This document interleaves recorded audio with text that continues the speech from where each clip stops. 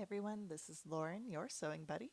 I wanted to start off this week showing off my Regency shift and stays that I made. This is the overall look. I have a tank top over it because there's a little bit more showing than I'm comfortable with, but there you can see the shape, and yeah, let's try something different. So I would like to rework this dress so that it can fit me now. This is one of my favorite pre-pregnancy dresses, but as you can see, even though it has some stretch, I don't want to put that strain on the zipper. So what I'm going to need to do is open up the front here in the center. I'm thinking of adding almost like a stomacher, and then there'll be snaps on the side, maybe a couple of eyelet hooks, sewn all the way down one side and then partially sewn up the other. And these are the two snaps that I have to work with. So hopefully I can get that done. So of course, first I need to take apart the dress, at least down the center front, which this is a fast fashion dress, and I am oddly impressed by the construction. Um, you can see there's the waistband that will need to be at least partially removed, but there is a center seam that goes underneath that, so that part should be easy at least. And these are all actually really well stitched down, so it's kind of a bother to rip these seams. Right now I'm just getting this front hem line, collar edge, whatever you want to call it, undone so that I can undo the center front seam. But actually, it turns out this is a bias tape around the neckline, not a hem like I originally thought. The material is very tricky. It camouflages every seam, so it's kind of difficult to tell how many pieces we're dealing with. So that being a bias tape does kind of alter my plans a little, but we'll see how that goes. However, as you may have guessed from the title, this does not end well overall. But I am walking you through the process anyway because there are still things to learn. And also, it's kind of neat to see the inside workings of one of these dresses. This one I got at H&M. I forget how much I paid for it, but like it's a really cute, serviceable gray dress. It has some stretch to it. I'm really sad that it doesn't actually fit right now, but you know, there will come a day. And they not only did they stitch down the overall, like that double roll, but they stitched down the initial edge too. So it's doubly difficult to undo, but also good for them for actually locking that all the way down instead of taking shortcuts. Like, bravo. And you may be wondering why start off showing you that Regency getup and then move into this. Well, one, I wanted to show you some sort of finished project because that's been a while. Also, that's foreshadowing for what's to come because I do need to make things to go over that now that I've created it.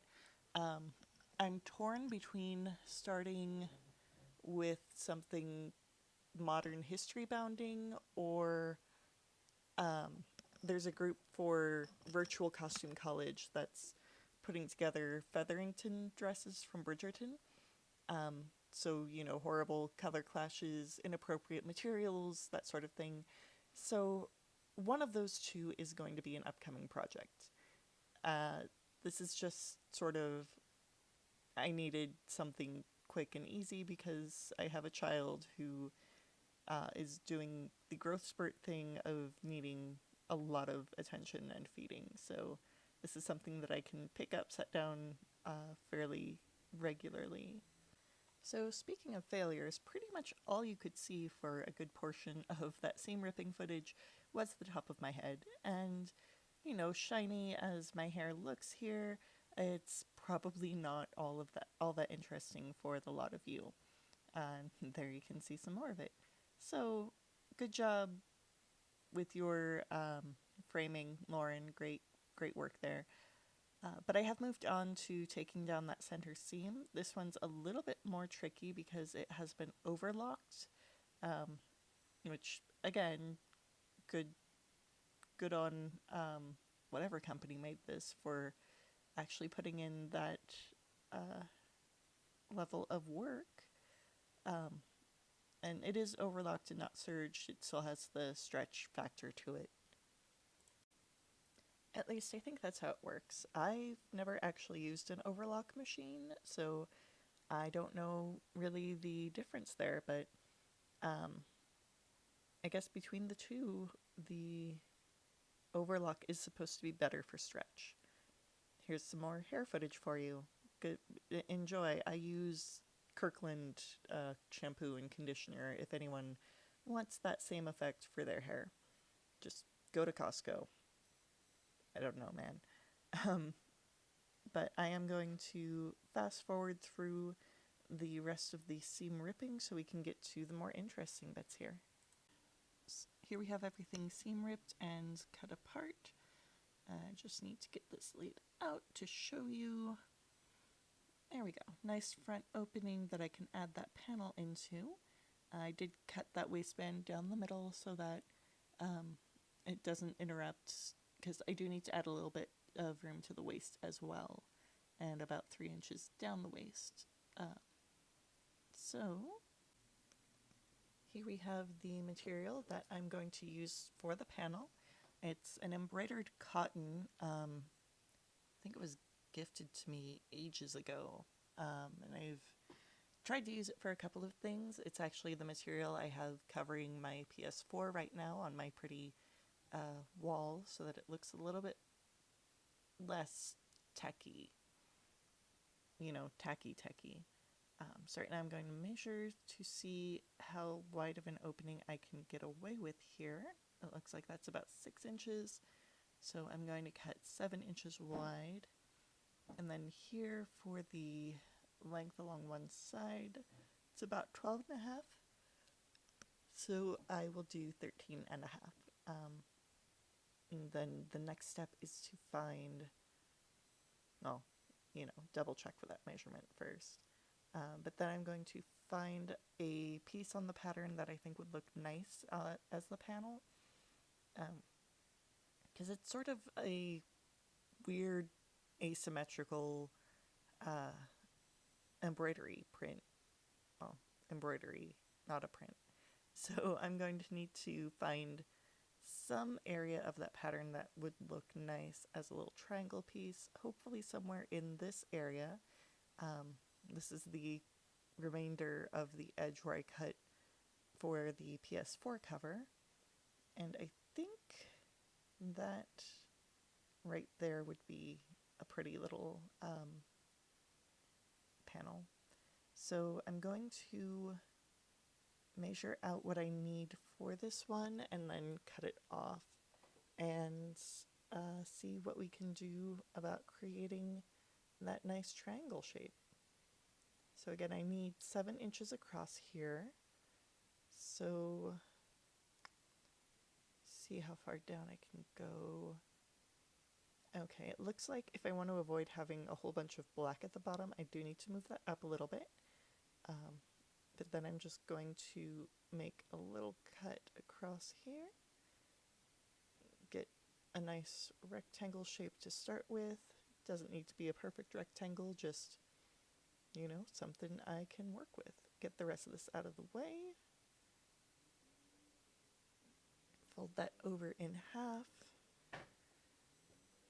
Line up the selvage edge so I know I'm doing it on a nice straight line.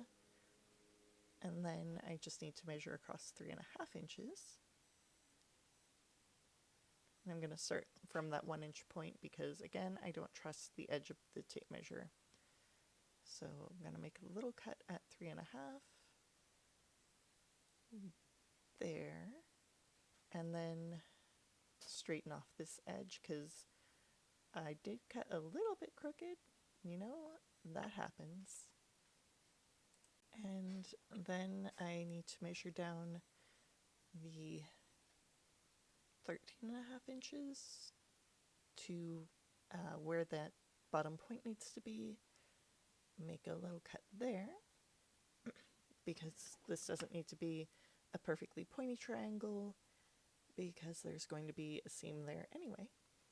I'm not leaving raw edges on that panel. Then I'm going to do a fold that I can cut along to connect those two lines. Just do a quick little cut through here.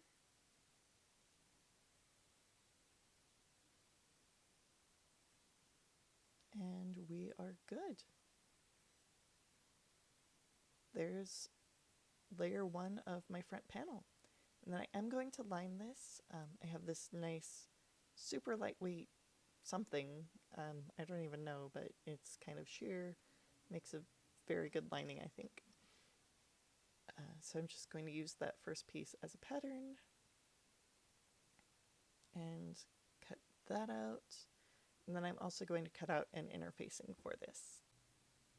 And before I actually get this put together, I want to take a look at how this is going to look, see if this is actually what I'm going for.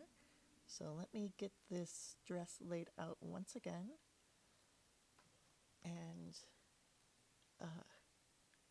adjust all of the edges here, and then I'm going to lay my piece inside once I have this approximately where I think it's going to lay. We will see on that. Again, I am sad to say that this did not work out how I had hoped, but I'm hoping that seeing my process will help you figure out what you're doing with your own projects. And yeah, it's not irredeemable. Like, I can fix it. I just don't want to right now, so I'm going to set that project aside for a while.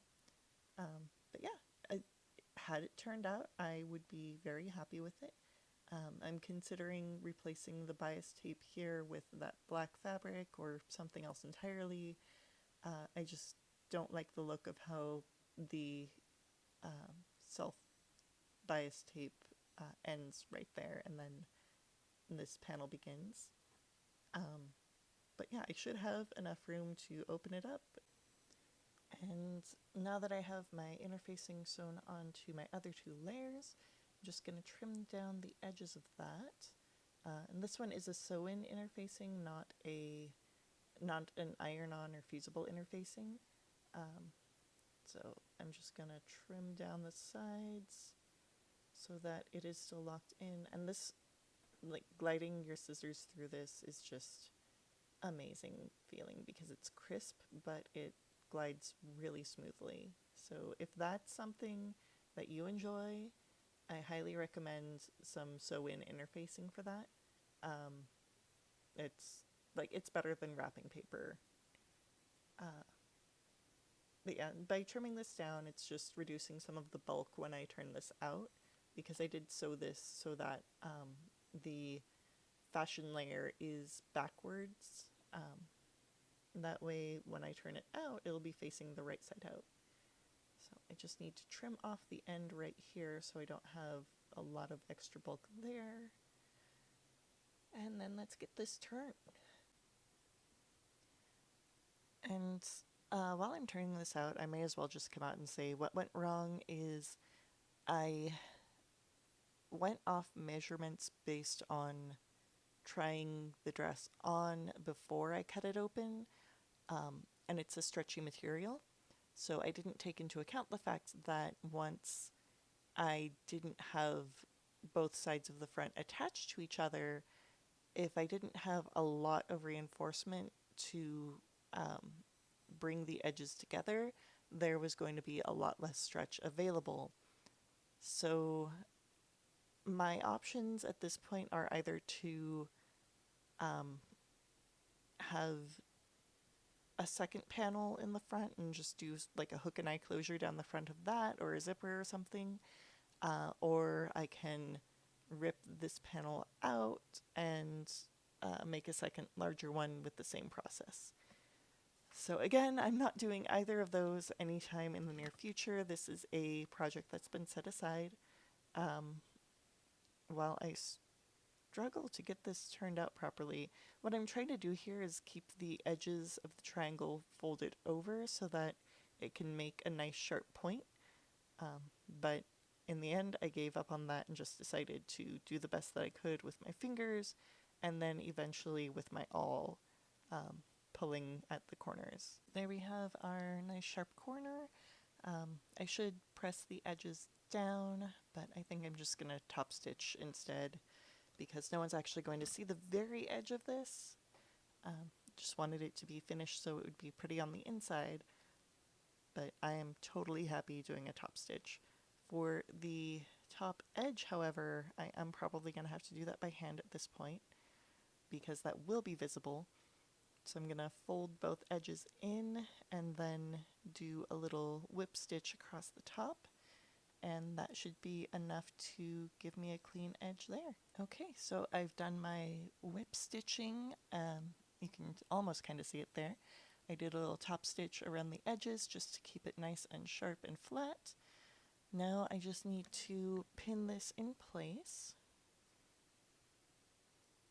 So I should probably stitch that waistband down first, but I'm not gonna because I don't want to, I suppose. You would have to ask past Lauren her reasoning. So this is how I want it to lay when it's all done. So what I need to do is stitch it on here and then it'll flip over and it'll be perfect. So I am going to line it up so that the edge of the dress fabric is a little bit inside the edge of the panel fabric. That way when it turns over, everything's covered and I can just stitch right along the edge there and keep that raw edge nice and contained. And that's where we're going to end this. You can see all of the lovely work here that will likely have to be undone in the future when I get around to this, unless I hold off on it until after I'm done nursing, in which case it may fit wonderfully and I can just finish it. In any case, please see the description for my Ko-fi and Patreon, which will help me keep being able to sew instead of looking for other work. Please like, comment, subscribe, share, ring the notification bell so you can know when I upload, which is usually Friday. I will see you next week. Go create beautiful things.